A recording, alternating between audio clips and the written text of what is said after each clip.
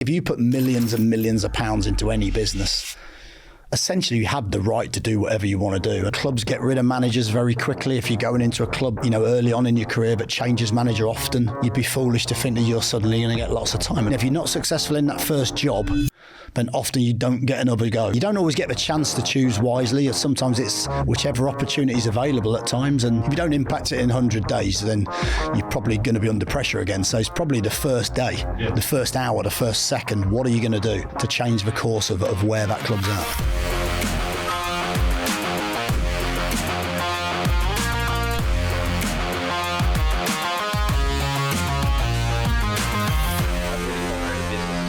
Fascinating.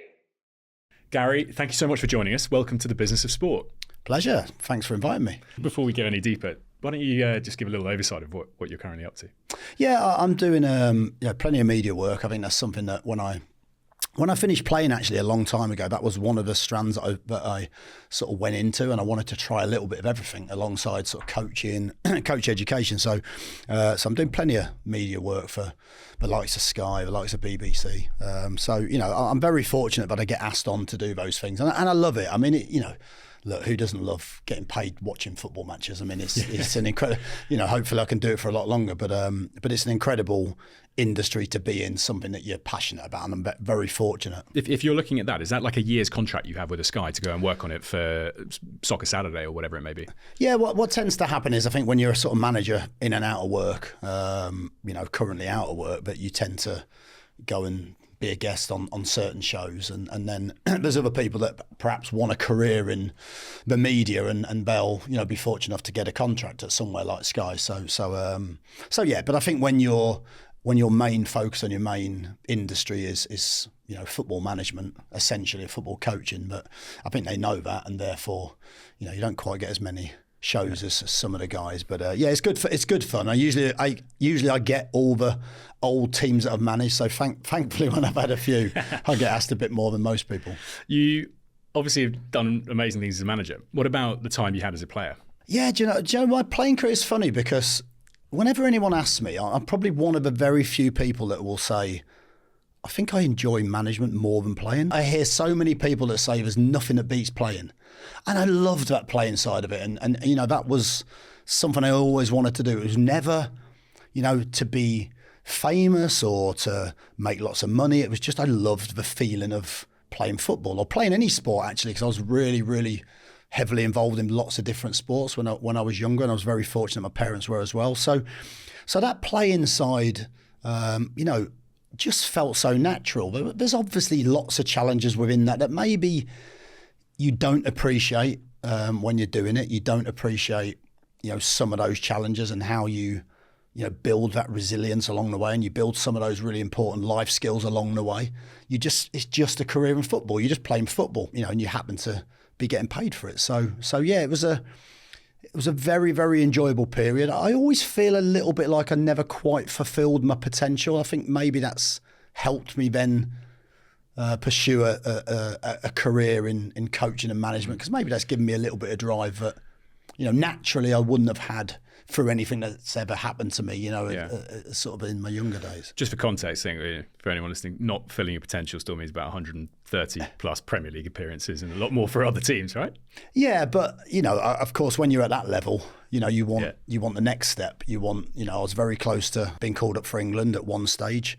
The various managers were watching me. I was playing at a very, very good level. I think I had one season at Leicester where I was an ever present, and Leicester at one point after 10 games were top of the league. So of course, back in those days, that's when clubs that perhaps weren't quite, as I know Leicester have done it, but weren't quite the top four or the big six or whatever it is, could compete at that level for a period. So I was obviously a good footballer, I'm aware of that, but I always felt as though I was better than perhaps I showed. And maybe getting injured at 28, for me, I was captain of Charlton in the Premier League, felt as though I was at my peak. I'd learned a lot through my career, and I felt that was a really good sort of sweet spot for me. And then I got injured, and I'd virtually never been injured before. And it was a unique experience, but one that I think shaped many things afterwards. So it had a longer term effect. Well, I think it had a longer term effect in terms of maybe if I'd have got to 32 as a player, at that point I was probably earning the not the most I would have earned, but what I'm saying, I was earning good money at the time. Maybe if I'd had another 4 years, my hunger to do something successfully next might not have been there. I think it would have been, but maybe wouldn't have been. And I think sometimes when you have those moments, you talk about, I think when you see elite performers at any level, often they've had something that shaped a drive, a desire, a building of resilience in their younger days. People talk about young performers with setbacks often then excel at later points because they have some sort of intrinsic motivation. I know that's not always the case, but that's often what things that I've read and experienced. So for me, I'd never really had that. So maybe that point there was my bit to give me that extra motivation to want to prove myself in a different career. You mentioned the kind of financial element there. How much of it is, football careers are short and you want to make sure that you are sustaining yourself well beyond your playing days. At what stage did you start looking at the possibility of getting into management alongside other things that you could potentially have done? Yeah, I always looked at coach. I remember doing a coaching session when I was about 17 at Cambridge, asking the School of Excellence, the guy who ran the School of Excellence, just saying, look, is there any way I can do a coaching session, with some of the younger, 10-year-olds there? And I really enjoyed it. So maybe somewhere there was a little seed that, had just been planted that, I didn't realise at the time, but it was something I quite enjoyed that feeling of. And then, of course, played football for the next 10 years and never really thought too much about it. I was always keen to understand why certain managers or why certain coaches did the things they did. I was always one of those players that I was never a problem, but I'd always try and do the right things. I'd always try and prepare the right way. I'd always try and my nickname at Leicester was Textbooks. I think that tells you a little bit of what some of the players, I think that was more an indictment of the players I was playing with necessarily than my professionalism. I think because I stayed in on a Sunday, I was classed as professional. But, I think that there was a little spark there. So I think when I got injured, the first time I got injured, I knew straight away. I just felt something was different, in my physiology. Something felt different. And it was such an innocuous. I went up for a header away at Arsenal. It was at Highbury at the time. That shows my age. And I just landed. Awkwardly. And I just felt as I'd maybe done something to my knee. I tried to carry on. It just kept locking. And then I came off and the guy said, we think you've done your cartilage, maybe 3 to 4 weeks. Went in for an operation. It was a lot more serious than that. Not so serious at the time, but it obviously ended up finishing me really at professional football level. And that was one that it just kept rolling on for 2 years. I had about 4 different operations. And I suppose when you're, not by choice, I'd like to add, when you're in a gym rehabbing for 6, 7, 8 hours a day, going through 5 or 6 different cycles of sessions that you would do, after probably 18 months of that, you start to think, I'm going to have to start thinking about what's next. When you actually did it, what's that transition like from player to manager? What's it like from being a part of a dressing room to then running one? I made a conscious effort straight away, and I suppose it was quite brave in some ways. I didn't want to be an ex-player that just jumped into a job because of my name. I wanted to be equipped to do that job. I wanted to have longevity in the sport. And I think sometimes that's a sign of someone that is pretty capable of doing the job. If you've been in it a long time, you see a lot of managers maybe coming for a year or two and then you don't see them again, or young coaches, and you see a lot who are in the game far longer than I am. And I think there's an element of being prepared and there were different ways in which I tried to equip myself. But I started on the coaching journey. I did some coach education, so I tried to understand how people learn, and I felt that was really important when you're trying to sell your. I say sell because I think you're a little bit of a salesman as a coach, as a manager. In what way? Because you're trying to make people want to follow you. You're trying to make people believe in your ideas. You're trying to make them believe in themselves. So football is the product you're trying to sell to them, and there's different ways of trying to do that with different personalities. And I've always been quite cognizant of that. And I think you get to a point as a coach where you think the only way I'm really going to know whether these ideas are really good or actually work is if I eventually become a manager. So it wasn't something I was desperate to do, but it was always something I felt would happen at some point. And of course, I was very fortunate to get that opportunity. Because your first club was Burton as a manager, right? Am I correct? Yes. Yeah. And that was also your last club as a player? Yeah, it's funny because as a player, I finished professionally at Charlton. Essentially, I was injured at 28 really, but I finished at 30. I mean, I had 2 years coaching at Dole. I went in and coached the under-14s, and I was earning. It was quite interesting because, of course, everything's relative, but I was earning a lot less in a year than I was earning probably in about 2 days playing for Charlton in the Premier League, But it wasn't about that. It was about learning a role, and it was about starting at the bottom and trying to understand and make mistakes as well. I think that's really important in a coaching journey. In a position where you can make mistakes, where maybe it's not under the spotlight, maybe it's not as highlighted, and you can really learn before you get put under massive scrutiny. So, but on that, that's quite a big decision for those 2 years, because I'm plucking numbers, I don't know, but suddenly 40,000 in over a year is a very different lifestyle. There must be kind of wider factors where you have to take those into consideration when choosing that next step. Yeah, I think like a lot of ex-players that maybe go and coach in an academy, they probably give themselves a little bit of a time. I'd suggest most would give themselves a little time scale. Look, I need to see some sort of fruition maybe within 2 or 3 years. And I was fortunate at the time to be able to choose, and I was very lucky that I was able to choose on the back of a reasonable football career where financially I maybe didn't have to dive in and work straight away. So I made that decision. So those 2 years coaching, learning, I then went back and played. I'd started training and felt, okay, maybe I can play a game just non-league. Maybe I just felt there was some sort of itch that needed scratching somewhere. Sometimes you can't really explain something. You just feel like something's a little bit undone. I'd finished early. I'd finished professionally.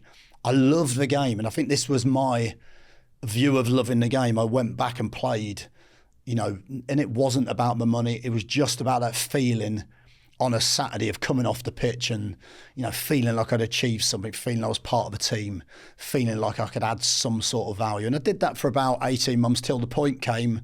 I remember one game, and I felt it coming on. When you're a fullback that's had a knee injury, a serious knee injury, and all of a sudden the wingers seem to be getting younger and quicker and sharper. And I started struggling a little bit on game to game. If my knee was sore, I'd struggle a little bit with turning and keeping up. And one game I got home, and from my car to my door was about 20 metres, something like that. And it took me about 10 minutes. I was in absolute agony. And I just thought my performances weren't quite as much as and very quickly that reason for going back was very different. And I just thought, you know what, like just give it up while you can. And it was important for me to do that. And I think it got that out of the way. It made me feel like I could truly move forward. And that's when, I really truly concentrated on the coaching. Was it a seamless transition for you? Did you ever have that kind of challenge moving into that role of responsibility? I enjoyed it. I loved it. I felt as though even when I was a coach, I felt like I had that relationship with the players. I felt quite comfortable in those shoes, standing in front of the players, talking about what I wanted. I felt as though I could get those players wanting to play the way we wanted very quickly, wanting to behave the way we wanted to very quickly, wanted to enjoy it. You've got to remember, this is an amazing game that players want to enjoy as well as be successful in. And, they don't always go hand in hand. There's lots of challenges along the way in terms of that. But I felt quite comfortable doing it.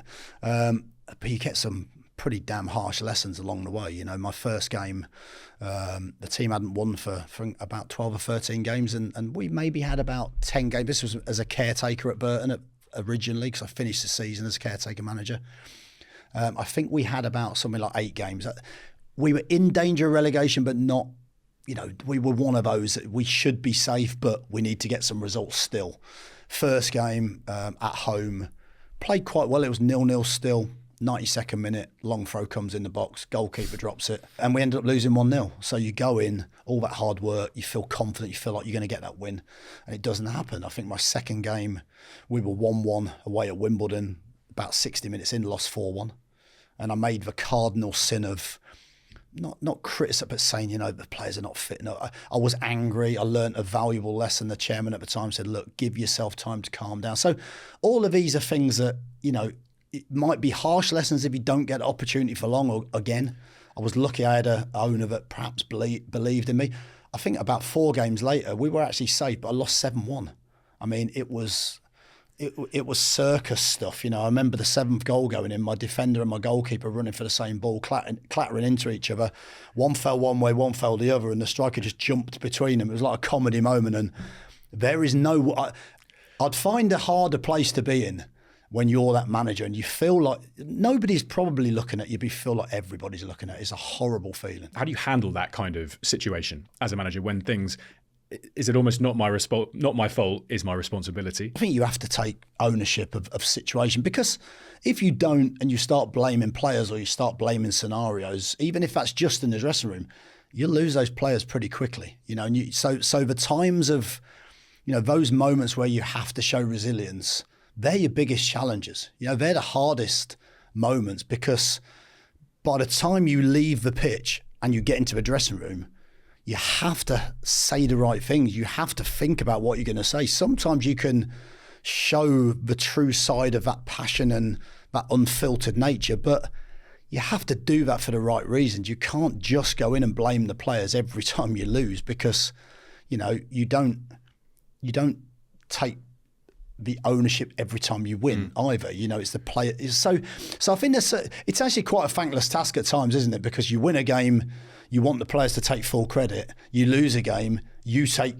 the brunt of it. And I think that you just have to be a bit of a human shield for your team in order for your team to develop and build confidence and grow. Sometimes you almost have to sacrifice yourself, and I think most managers would do that. It's a good time to bring it in. You've managed some incredible clubs: Birmingham, Derby, Stoke, big fan bases, great histories. When you are a manager of those clubs, does your strategy, does your approach to, let's start with the media, does it change based on the club you're at? I think you have to. I've always said that when you go into a club, every manager would be slightly different in their approach, but I've always, I've been fortunate that a lot of those clubs I've played for, so I've had an understanding of the community, I've had an understanding of the fan base, I've had an idea of the history of the club and maybe what type of football that club's associated with. But you have to do a lot of research on the club, because you have to understand anything you're trying to lead or sell or be involved in and be successful in. And I think there's certain clubs where you haven't got that. When I went into, say, for example, Stoke, I didn't have that understanding of, and I didn't, and that was a really, really hard lesson in terms of, you have to understand that club very quickly. And sometimes it's only afterwards that you look back and say, okay, maybe I needed to do that a little bit better. But a lot of the clubs I've been at, because I've played there and because I've immersed myself in the area, it's probably a little bit easier to relate to the fans, to have an idea of what the fans want. Because often as a manager, you go into a club that's losing. I went into Birmingham, they just lost 8-0 the previous game, and people were saying it was an impossible job. And the fans were on the floor. We're getting relegated. And the players were on the floor. And so therefore you have to have an understanding of what people are going through and how you might try and change that situation. And, a little bit of a strategy around that as well. It's like any business. You talk about the first 100 days. I think football's different to that. I think if you don't impact it in 100 days, then you're probably going to be under pressure again. So it's probably the first day, the first hour, the first second. What are you going to do to change the course of where that club's at? Really interested in manager kind of, I guess, a hiring process. Are you feeling like I've got to go in and present the best version of not just myself, but obviously all my tactics, my knowledge of the squad, etc.? How do you approach a manager's interview? Yeah, I've always done the same. I try to do as much research as I possibly can, but then I would do that if I'm doing a commentary on a game, like I am this evening. I'd do exactly the same. That's just the way I would do it. But an interview, often your age, I think it's changing slightly. I think it's like any progress. You have to, whether you like it or not, you have to move with it. But most of the interviews I've been for, there's conversation with your agent first, your representative. There's an idea of whether that club's very interested in the first place. Obviously, you've got a body of evidence before you. It's slightly different to a lot of jobs. People can see what you've done and hopefully see the skill level that you've got and the success you've had. But you would often walk into a room, try and sell how you are as a person. For me, it's always been the same. I think I've suffered from some ways within my career that I've just been off. I don't try to portray it something that I'm not. I just go in and try and be authentic. Does that come with experience? I think it comes with experience, but I've always done that. I've always done that from the start. I've always been a big, I admire some of my influences from a football perspective. I loved Dortmund under Klopp. I absolutely loved that style. It was so quick. It was so energetic. It made the hairs on the back of my neck stand up. I loved watching Atletico Madrid under Simeone.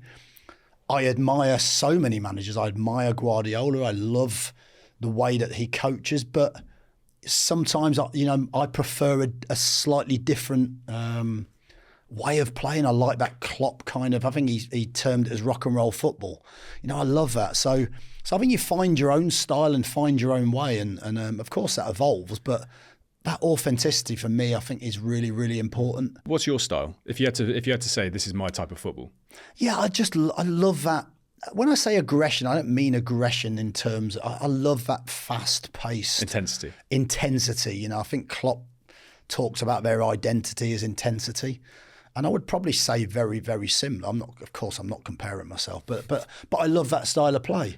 That's what I like, and I think you're trying to find the balance all the time between possession, chances. I think Ancelotti said it recently that he has different styles, and he goes into a club and he shapes the style around the best players. And I would be somewhere sort of in between that and maybe a different style. I'd always go into a club. I've played different ways at different clubs. At Derby, I could play a much more attacking brand of football because I had better players, quite simply. At Stoke, we had to have more possession.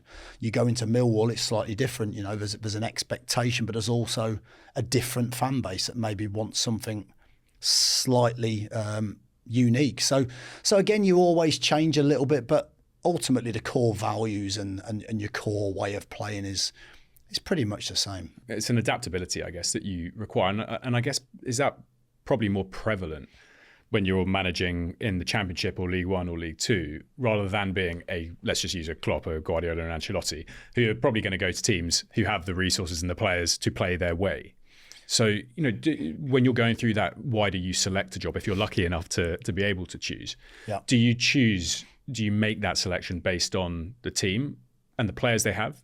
Is it a balance between the ownership, the type of club? Is it a balance between location? How does that kind of decision-making process work for you? If I'm being honest, I think you take into account all of those things. I think everything is important. I think, of course, when you have a young family, location is important. That's something that, as a player, I didn't want to move around too much. If the opportunities were similar, I'd always choose the one that was a little bit closer to home because that, but I think every club's unique and you want a club that for a club to be ambitious doesn't necessarily mean they have to spend lots of money. It doesn't necessarily mean promotion is their only definer of success. There's different ways of showing ambition. When I went into Millwall, the club wanted to feel like they were a championship club and wanted to be a little bit more than that. And that was something that, I enjoyed the thought of trying to maybe change some of that mentality as to maybe staying in the division to flourishing in the division. So I think that different clubs, owners, of course, are important.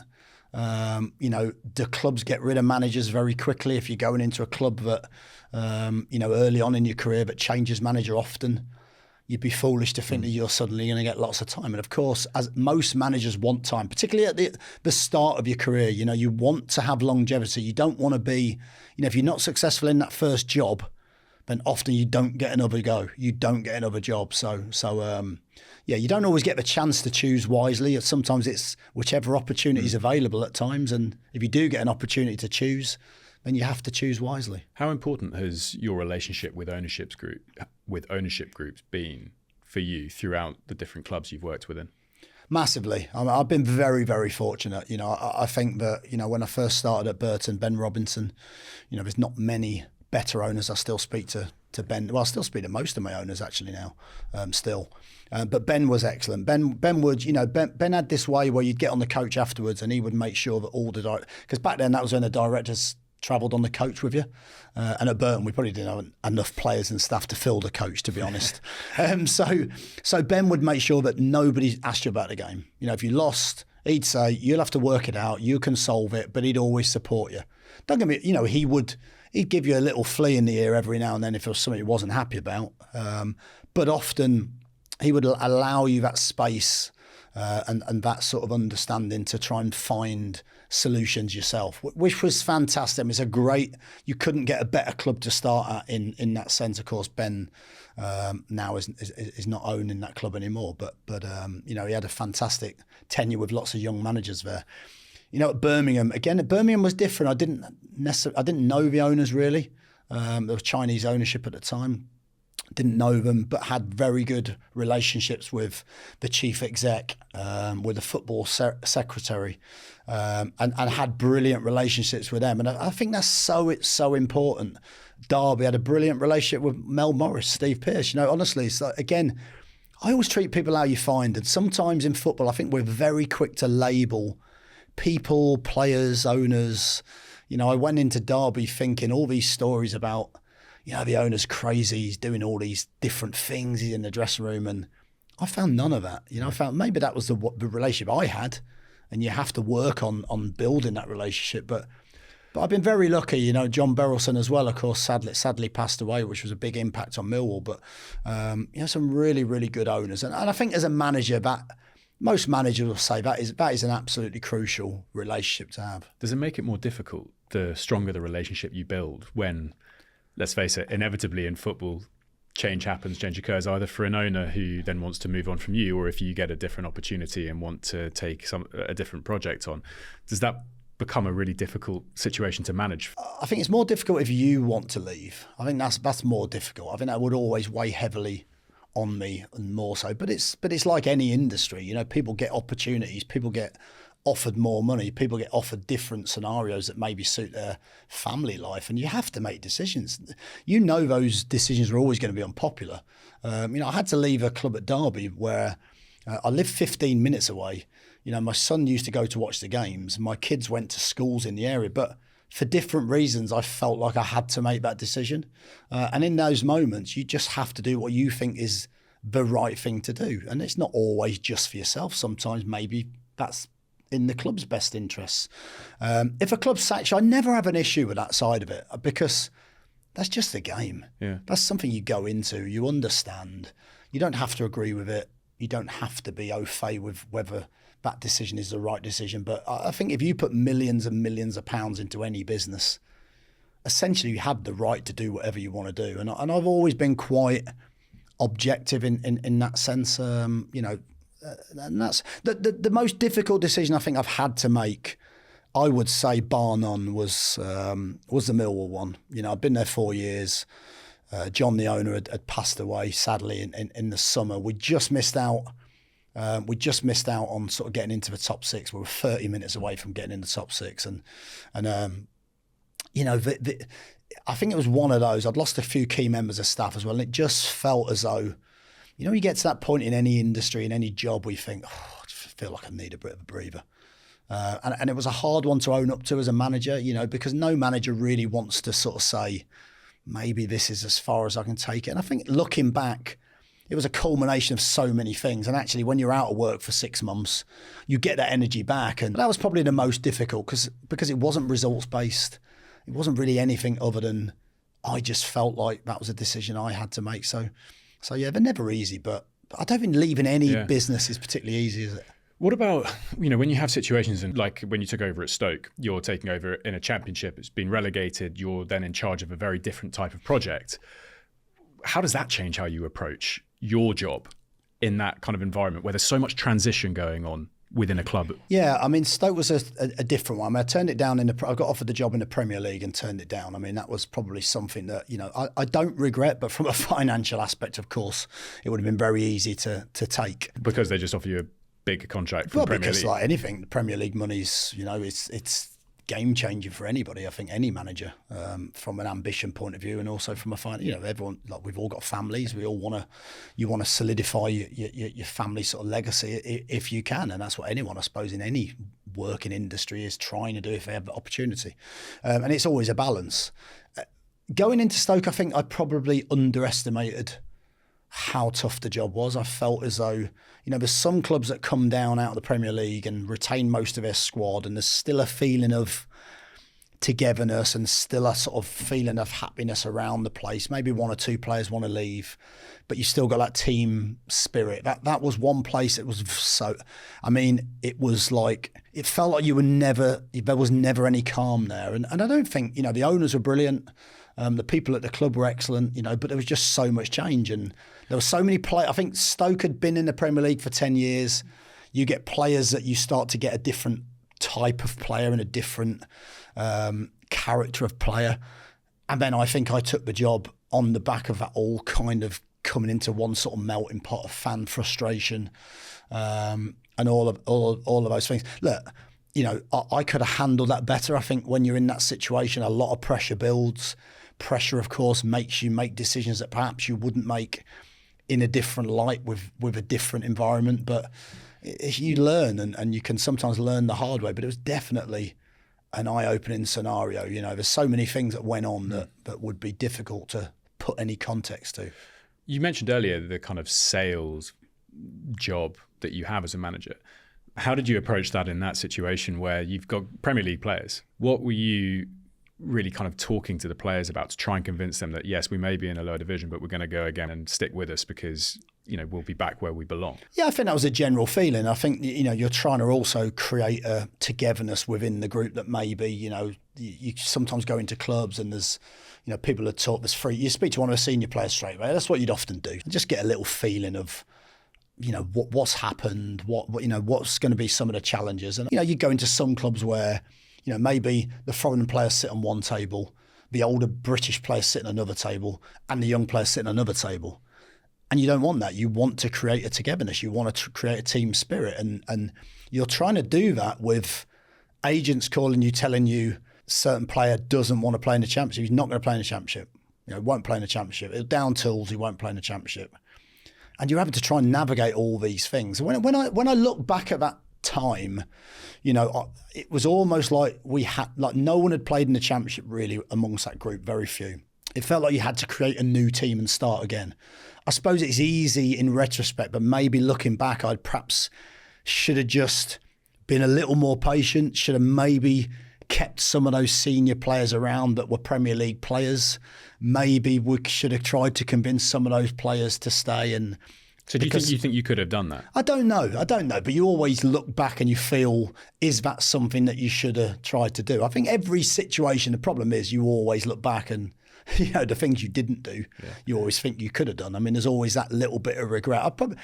I would say Stoke's the only job that I've really done that I would look back and really be probably extra critical of myself. Don't get me wrong. I think there was things that the club could have done much, much better. I hadn't even started the season and it felt as I'd been there 3 years. You felt like you were very much swimming against the tide in lots of scenarios. But I also made lots of mistakes and I'd be the first one again to take ownership of that period wasn't successful for me because of the mistakes I made, nobody else. Look, I would have liked a bit more patience. I would have liked longer term. I think that the job's proved to be difficult and we're actually in a position where I felt we would have kicked on. I think we'd lost something like 1 in 15 games or something before I'd been sacked. But I take full responsibility for that, and certainly I could have handled it better. But you learn, and you evolve, and you look back and try not to think too much about it. So before you took it on, obviously you mentioned there was a Premier League opportunity. Have you had other Premier League opportunities to manage at that top level? I think that was the main one where it was there for me to take. Really, you have lots of conversations when you're starting out in management. I think when you're first starting out in League Two, of course, I'd have had plenty of League One clubs asking. I'd have had a few Championship clubs.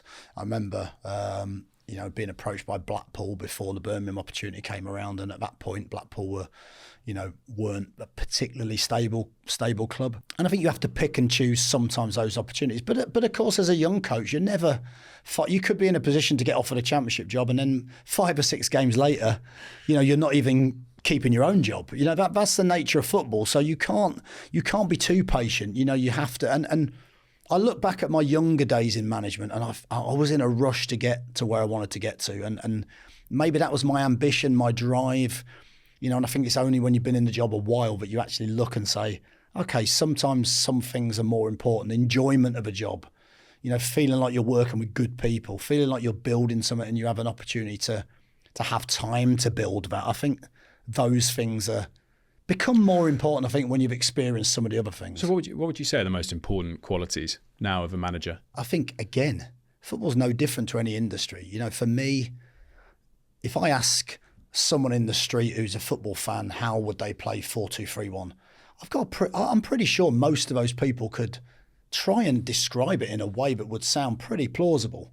Because so much information around externally in the media around football. So yes, of course, your training methodology and the way that you work and the way that you make some of those decisions are massively important. But it's about people. I don't care what industry you're in. For me, it's about people. It's about understanding what makes someone tick. It's about how to try and get the best out of a certain individual. It's about, being honest and fair. And part of that job is having difficult conversations every single day. And it's probably the toughest part of a job, but you can't avoid it. There's very few industries where it feels like you're sacking someone on a Friday and then you're having to re-employ them on a Monday. And that is such a challenge. It's very easy to try and avoid, but I think you have to do the job with integrity. And of course, there's so many other things to it. Personalities, right? And this is something that has changed so much over, well, let's say since the inception of a Premier League. I remember when we spoke to Steve Bruce and he talked about Alex Ferguson's treatment of Cantona. And, they'd go to the pub and it would be 10 pints of ale and a glass of champagne. Please, because he's downplayed that a little bit, Steve, hasn't he? Yeah. Was that each? Yeah, exactly. No, just one drink. That, he said the first time where there was a player notably being treated differently, and actually the squad understood it. They didn't mind that there was someone who required a different type of treatment to the others to get the best out of them. That was still pretty rare for quite a long time, even after that. But now, how has that changed? How do you manage, I guess the question is, do you manage individuals far more now than you manage a team? I think management's changed. Well, it's changed in so many ways, but I think if you look at it now, the art of coaching, has changed a little bit. I think players' expectation is that you give them a lot more information. I think some managers / head coaches can manage or coach just by information. They don't. There's a lot of managers that would be brilliant coaches, but they probably don't manage the players that much, and maybe they can get away with it because there's not as much expectation. But I think the difference between the best, I look at the Guardiolas, the Klopps, those managers that are at the top of their tree. They're the ones that, yes, they're brilliant coaches, but they can also affect players' mentality in the way that it's about the way you make someone feel as well, isn't it? And so do you think a Sir Alex approach, infamous approach, would work in today's football environment with the personalities of players that we currently have? I think someone like Ferguson would always find a way to make that work. I think if there was much made of the hairdryer, wasn't there? And back then that was the norm. Yeah. But it wouldn't have been every week. It wouldn't. But I played under Jim Smith, and Jim Smith had a brilliant way of he managed with humour a lot of the time, and he had this way of you go in there so angry with Jim because you've been left out of the team, and back then those were the sort of very few conversations you'd have with a manager, and you'd come out laughing, and you don't know how he did it, and so there was different ways of managing. But I certainly think that now if you just manage not in that way, but if you try to shout and bawl and be very dictatorial in the way that you manage, certainly players expect more now. Certainly players wouldn't find that particularly motivational. Some would. Some players might be able to cope with it, and you have to find which ones can and which ones can't. But I've seen I think there's two things. I've seen very few players react well to being dug out in front of the rest of the group. I think that's very different to doing it on your own in an office. I mean, players absolutely hate that. Sometimes there's a need, but less and less. And I've met very few players that haven't responded well to praise and support, but I've met a lot that have responded pretty badly to criticism. And I don't think that changes necessarily. So you create that positive environment around them to get the best out of them. I mean, do you ever, or have you ever, had concern for players that you've had now? The demands on footballers, the demands on athletes is so much greater than just their performance on the pitch these days.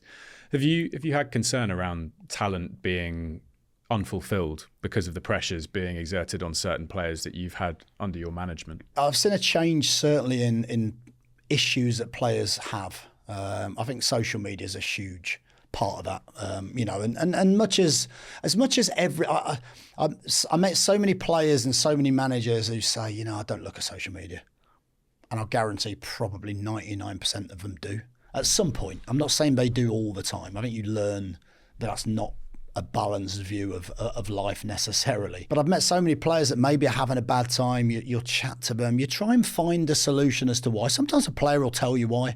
Sometimes they won't want to tell a manager why, because I think there's still that, as much as a relationship you can create with a player, there's still that feeling of I don't want to give the manager a reason to not play me. I mean that you're perhaps being affected by something outside of football. But there's been a few players that have opened up and said, look, social media's, I'm getting a lot of stick on social media. I find it difficult. My family's fine. That's the big thing. It's not the player often, it's the family. It's the family that find it difficult. I've had it where my kids have been at school and it's easy for kids to talk about a defeat, at lunchtime with your children. So I think there's been those scenarios. I think we're far more aware. I think we've got a long way to go, but I think we're far more well supported. I think the PFA, I think the LMA, I think the unions for players and managers are much more aware of that sort of mental health aspect. But ultimately, I think we're still in an environment where you're expected to deal with it. You're getting paid loads of money. You just got to deal with it. As we know, the world doesn't quite work in that way. I guess it's a balance between the two to some extent. You're going to get critique, you're going to get criticism, you're inevitably going to get a certain amount of hate, which is not right, but it's in your job. But for you as a manager, that must be quite difficult if you do have that situation, because you're dealing with, as you said, people. Yeah, absolutely. And I think you find the best way to support that player, because by supporting the player, by making him perhaps have the tools to navigate around it a little bit better, gives them the best possible opportunity to play football as well as they can, because that's what everyone wants, don't they? They want to succeed, they want to feel good after a game, they want to perform to their highest level. I think as a manager it's difficult. I think you have to accept that if you take that, it's not nice. You have to accept when you take that job, criticism is part of signing that contract. As much as we can say, but it doesn't make it right, it's part of the contract. I think you just have to accept it. But I can tell you 100% that when you're stood there and the crowd are singing or chanting, a derogatory sort of song at you, it's not a nice feeling. I always try to feel like I'll stand up to that, but it's not a nice feeling. It's, I don't care. It affects your family. It affects everybody. Have you generally been kind of proud, I guess, of the relationships you've had with the fan bases? I think I've always had a good relationship with the fans. I think I've always sort of tried to understand where the fans are coming from, and I've always tried to be honest. And sometimes that can work against you, but that's who you are. That's how you feel it should be done, and that's all you can do. You can't just do something that people want you to do. It's not. Do you know what I mean? You have to make decisions and behave how you feel is the right way to behave. We've talked about the importance of ownership groups. What about the structures now within clubs? Having a director of football, the chief executive, operating in certain ways, you've obviously got huge commercial demand on clubs. Where does the manager sit within that in the current structure? I think the old when I say the old manager, the old position of manager is definitely dying out of the game. And if you look at, I've actually been a big advocate for this for a long time. It's probably makes your job harder in certain ways, in certain instances, as a manager. But if you look in Europe, a lot of European clubs have a different model. If you look in Germany, the sporting director sits on the bench. The sporting director has access to the media and gives interviews. Yeah. And therefore, the best way of doing it is to work together with a structure or a style of play the club wants to implement. And then you get the best head coach for that style of play. So you can create that continuity, certainly from a financial aspect. If you look at the way the championships run, for example, You change a manager every 6 months. Each manager might have a different style of play, want different players, want different staff. But turnover financially for most Championship clubs over the last 20 years has been extortionate. It's been absolutely extortionate in for this pot of gold that is the Premier League. So I think it's a right way to do it. I think it changes the landscape for a manager. I think most people are a head coach now, which I think is fine. I think as a manager, you went into a job that the remit was essentially to manage the football side of the business. The role of a sporting director essentially now is to help shape not just the short-term goals, but the long-term goals of the football club, and help make sure that there's a linear path and a progression. And the amount of staff in a football club has changed drastically over the last 20 years. There's a lot more to manage. I think it's impossible now for a manager to manage all of that. You look at the data in football. So I think it's a crucial position, but I don't think things change. I think you have to have that togetherness. You have to have that synergy. I think if a head coach and sporting director, you can disagree. You have lots of stories at the moment of different clubs where maybe, there's a story that there isn't that synergy. We won't go into that, but I don't think that makes for good. That doesn't make for good performances long term. It doesn't make for a club to get to where it wants to long term. So bring that into something like transfers, where at the start of the season, do you get involved in budgeting? Do you give a list? Do you have very little to do with it? How does that actually work? Well, I'll give you two scenarios. When I first started at Burton, you would speak to the agents, you would speak to the players, you would do the deal, and then at the last minute, you would ask the chairman maybe to help you a little bit with that deal. To make him feel involved, but also to use, sometimes you need a buffer in those negotiations, to otherwise, you're going to have to just pay top dollar each time. So there'd be a little strategy, but it would be essentially you and the chairman. And that was great in some ways, of all that experience of managing the budget, of working out, okay, so if I bring 3 young players into the squad, maybe that allows me to spend a bit more at the top end and get some players that might make the difference. And, that has a sort of multiple effect. You're helping the academy, helping the process of the club, but also you're so that challenge was very different when it was just you and the chairman. Now with the sporting director, of course, those players would be identified. You would still say, these are the sort of players I want. This is how we want to play. The sporting director would, along with a recruitment team, would narrow some of those down. He would do a lot of the hard yards and the hard work to make sure that player fits the profile of not just what the head coach wants, but also what the club wants. And I think that's important. I think that's massively important. And I think you work together. You would get to the end point where the player still often wants to meet the head coach. Of course they would. So I would meet the player with the sporting director. When I was at Millwall, particularly in London, it was very, very easy to do that. You could meet in a restaurant somewhere. You could show them a little bit around where perhaps they could live. There's different ways of doing that, and you work closely together. I think but if you don't have that relationship, it's very easy for the manager to want one thing, the sporting director to want another thing. And I think that's difficult. I don't think there's any success unless you have that alignment. And do you have some understanding of budgets and what you'd be able to spend? I still think you have to have an understanding of that. You'd still be aware of it. Like, I would still ask the sporting director, okay, if we sign this player, where does that leave us budgetary? Because you still have to have half an eye on, the next window. Football, you're working from window to window, aren't you? So you always have to understand that next window. Or if you have a key injury, do we need to get a free transfer in just for the short term? So I think you always have that plan, and I think that helps you when you've been in, when you've had to do the whole thing. Yeah. But I think it also massively helps you when you've got someone there to give you a little bit more expertise in that role, to help you find some players that perhaps if you're doing it on your own or with a small scouting team or with a staff, you perhaps couldn't be exposed to. Football's such a global game now, isn't it?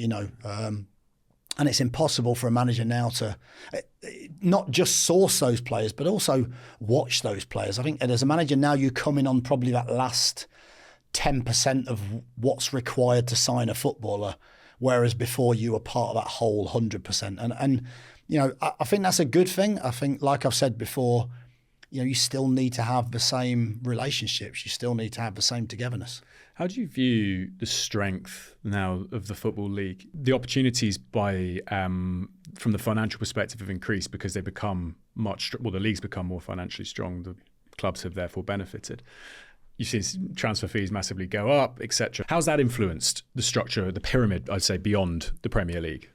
Well, I think the EFL's in a tremendous position at the moment. I think, the TV rights money seems to be at least filtering a little bit more down to the Championship, League One and League Two. I think if you're those clubs, you probably want it to filter a little bit more, and that's probably outside of my understanding. But I know that, each time those deals are done, sometimes, if you're a League Two club, there might be an extra £1 million on your budget, and if your budget's £2 million, that's a big difference to what you can do. I think coming out of COVID, there's always that understanding that you don't want any club to put themselves in a position that some clubs have been in, where every club should have that stability long term. We're not a similar model to Germany, are we, where it's 51% fan owned, and so therefore we're still at the beck and call of an owner, not going completely crazy and putting the history of that football club at risk. But I think we're in a good position. I think if you look at somewhere like the Championship, in terms of viewers and the amount of attendances, we would compare to the big leagues in Europe. It's absolutely phenomenal to think that the second tier division could compare to some of the big European leagues. From transfer perspective, if you go to Holland, apart from the top 3 or 4 teams, you could probably outspend most of those other clubs. And so therefore, as a Championship club, there's incredible opportunities, and it's an incredibly enticing league for players. European players, want to come and play in England. Not every single one, and they want to play in other countries as well. But there is an absolute thirst to play in England, not only to perhaps open the door to the Premier League for them, but also because of the money and because of the attendances. And I was going to say, you've got some huge clubs. I mean, look at League One. You've got massive clubs in there. You've got Birmingham, Charlton, Bolton. Wrexham obviously now doing amazing things for different reasons. There's the strength of these leagues and the quality of the participants. There's never been higher. It's phenomenal. And I think, like you say, League One's a great example of that. League Two, you can go down and see teams like Bradford in League Two, but, we're getting 20,000 fans in League Two for playoff games. Well, I played a playoff game there for Burton, and 20,000, it's incredible. And I think it's testament to the fans in England that I think we're the admiration of a lot of countries. I think that people see the passion here. I know there's passion in every league, and you can go to South America and see some games that are crazy, But I think overall the passion of our football fans is second to none in this country, and I think that's what makes it so rich. You could go to a League Two game and you could see some brilliant football. You could see some brilliant coaches and a massively entertaining game with a great atmosphere. And I can't think of many fourth divisions in any country with that same passion. So yeah, I think we're in a good position. I think the ownership as well. I think we're so attractive to so many different countries of investors to own a football club. So you've got it's a perfect case study on both of those points, both on spending power and opportunity in lower leagues and now in new ownership, is your recent interim stint at Birmingham. I guess from that new ownership perspective, what was that like? You've got a brand new set of owners from a different set of backgrounds coming in, picking up a really historic club. How was that to work within that environment on a short-term basis? Yeah, I mean, it was different in some ways because I was going in for 8 games. So essentially, rather than going in... And that was always clear, was it? That was always clear, and I always knew that. And it was almost really, there's very few clubs I would do that for. And it was almost, can you come in and help for...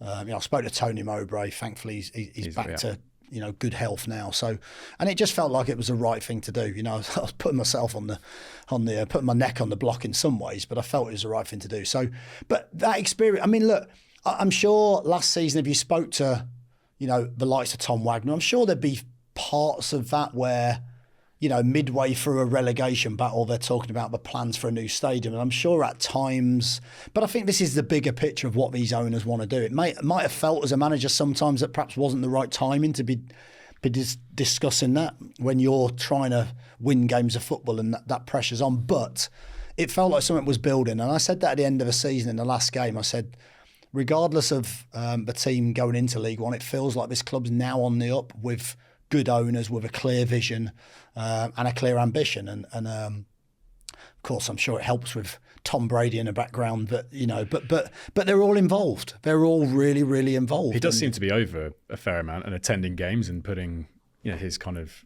Do you know, it was brilliant because, obviously there was a job to do, but the experience of working with Tom Wagner, Tom Brady, all those guys was fascinating. And it was interesting because it was probably a little snippet of perhaps where football's going to go for certain clubs, where football's already going for certain clubs. There's such a strong power in that media side of things. I think if you look at Birmingham at the moment, some of the commercial deals they've done, the work they're doing to the stadium, the plans they've got for the future. Of course, you have to win football matches. And I think Chris Davies is doing a phenomenal job so far in backing that up on the pitch. But even in League One, they seem to be doing things that other clubs aren't perhaps having that opportunity to do.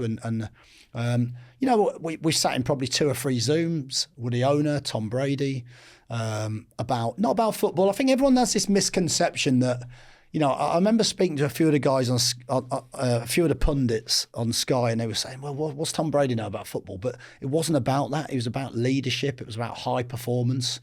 And I think there's always information and experience you can gain from someone that's been an absolute unicorn athlete, an absolute outlier in his sport. And, it was a fascinating experience. So you'd be pro this kind of ownership now coming in. We've seen a lot of it, and Wrexham's the obvious one because of the mediafication. And as you said, they basically become a content business as much as a sports asset, and they're doing an amazing job of it.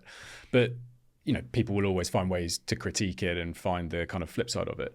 Do you think it is good for our football system to be having this type of ownership filtering into our leagues? Absolutely. I think sometimes as a head coach, it's perhaps feels a bit intrusive and feels, this locker room mentality that they have in American sports is always going to come here. It was always going to come here. I think they tried it a few years ago where it's almost that interview on the sideline.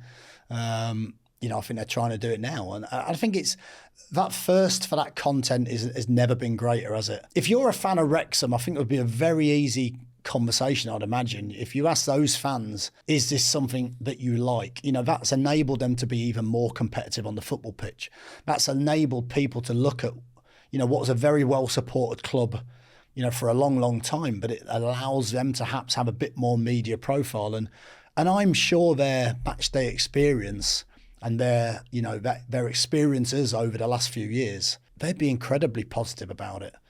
Like I said, I think sometimes as a manager, this whole sort of cameras in the dressing room, this whole, sometimes you kind of don't want it to happen because I think certain people would shape a conversation slightly differently if there's a camera in your face.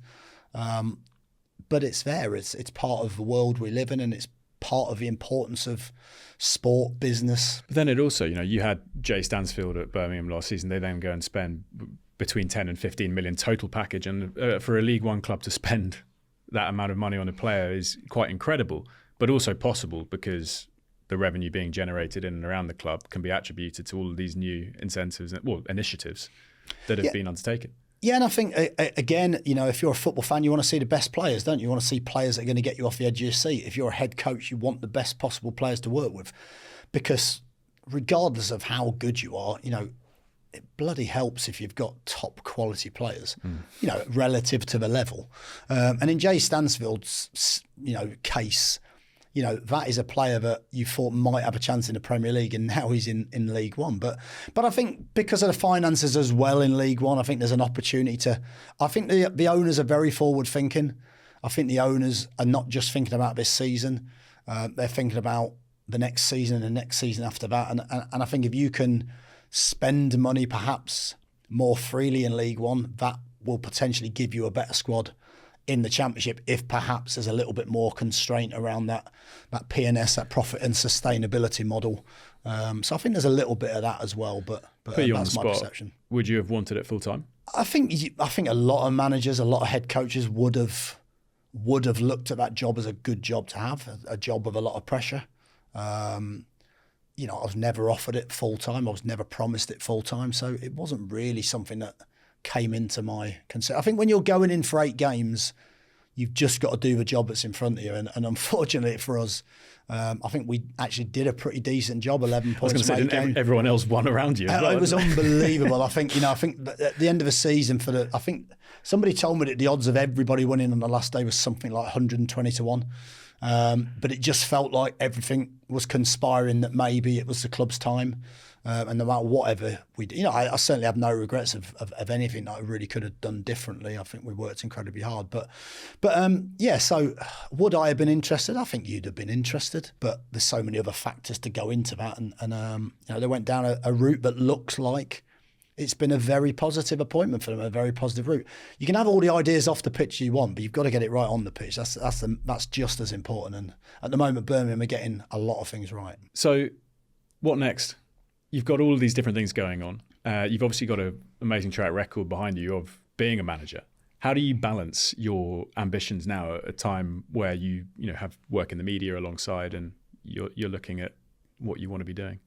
Yeah, I think you try and I've always tried to keep myself busy and do things I enjoy. I think you get to a point where you want to do things you love doing, and hopefully at some point my priority is to get a job as a head coach at a football club, a football club with ambition, a football club that I feel like I want to go and help grow and help build, because I've done that at different clubs. My last job, for 4 years at Millwall, my last full-time job. I love the media side of it. I've always loved the media side of it. Like I said earlier, watching football matches and getting paid to do it. Even if I wasn't getting paid to do it, I'd be watching football matches. So it's pretty easy. I mentioned, we've got a podcast going as well, which hopefully gives a little insight. Breaking Lines, it's called. Myself and my head of performance for the last 9 years, who's now back at a club, are trying to sort of give an insight into what goes on behind that sort of dressing room door, essentially. Go and download it alongside this, of course. There you go. Yeah, we just need a few of your viewers. That's all we need.